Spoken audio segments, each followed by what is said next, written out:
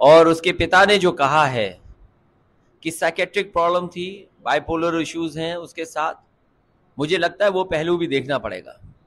और बीजेपी तो वो पार्टी है जो बात को न जाने कितना खींच देती है।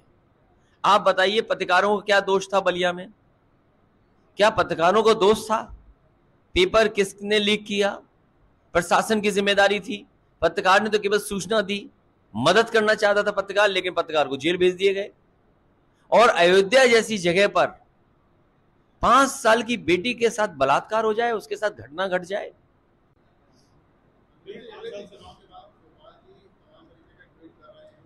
उन बातों के लिए आपको समय नहीं व्यर्थ करना चाहिए।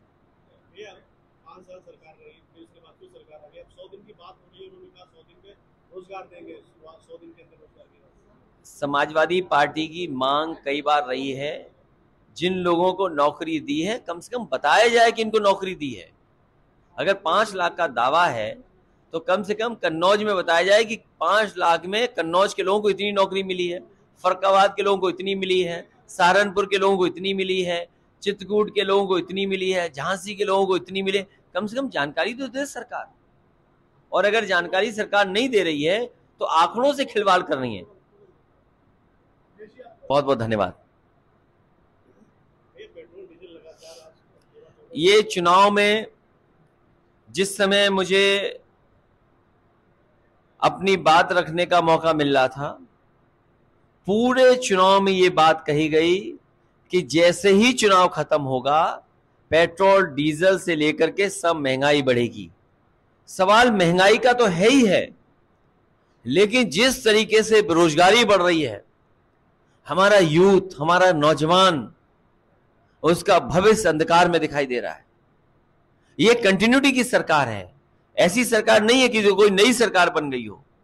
ये सरकार वही है जो पहले सरकार थी। कम से कम नौजवानों को रोजगार और नौजवानों को नौकरी कब सरकार देगी?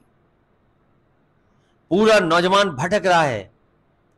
अच्छी पढ़ाई करने के बाद, अच्छी डिग्री हासिल करने के बाद अभी भी घर बैठा है, अपने घर परिवार के बीच में बैठा है, उसे नौकरी रोजगार नहीं मिल रहा है। जहां महंगाई की मार है वहीं बेरोजगारी की भी बड़ी मार हो रही है। और सुनने में तो ये आ रहा है कि कई नौजवान इतने निराश हो गए हैं कि वो आत्महत्या करने तक तैयार हो गए।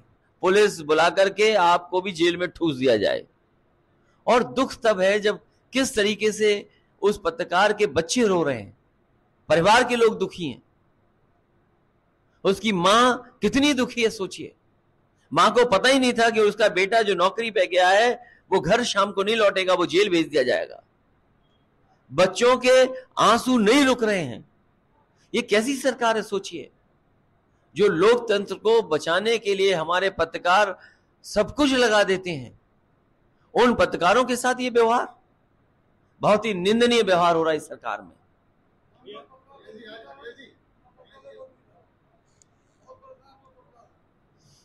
अब आप भी लड़िए, हम भी लड़ेंगे, आपका साथ देंगे हम।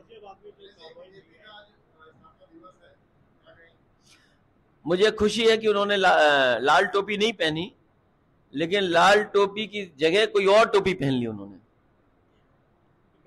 जो लोग टोपी को बुरा भला कहते थे, आखिरकार क्या परिवर्तन आ गया कि खुद टोपी पहननी पड़ गई उनको। लेकिन केवल टोपी पहनना नहीं, सिद्धांत पे खड़े रहना कैसे करेंगे? भारतीय जनता पार्टी के लोग कम से कम उस सिद्धांत पे कैसे खड़े होंगे कि लोकतंत्र बचाने के लिए समाजवादियों ने लाल टोपी पहनी।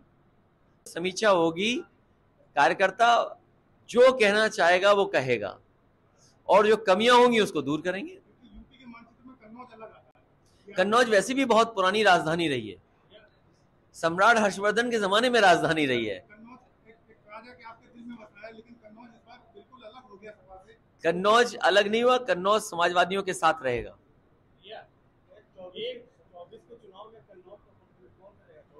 अभी से जल्दी क्यों है? समाजवादी पार्टी जीतेगी।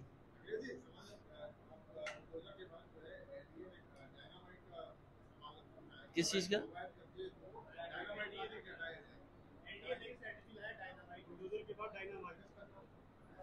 देखिए, सरकार है, कुछ भी कर सकती है। अगर डायनामाइट है, इससे पहले पहली बार नहीं डायनामाइट चल रहा है, इससे पूर्व में भी एक सरकार ने डायनामाइट लगा करके बिल्डिंग और स्टेडियम तोड़े थे, लेकिन जनता ने उस बार सरकार को ही खत्म कर दिया। ये कोई ऐसा बहुमत नहीं है, और ऐसे बहुमत इस देश की जनता ने बहुत बार देखे हैं।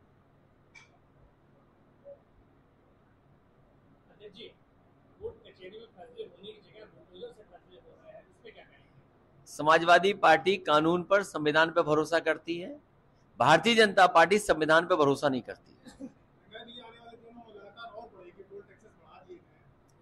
महंगाई बढ़ेगी, बेरोजगारी बढ़ेगी, ये बड़े सवाल है जिसका जवाब भारतीय जनता पार्टी को देना चाहिए।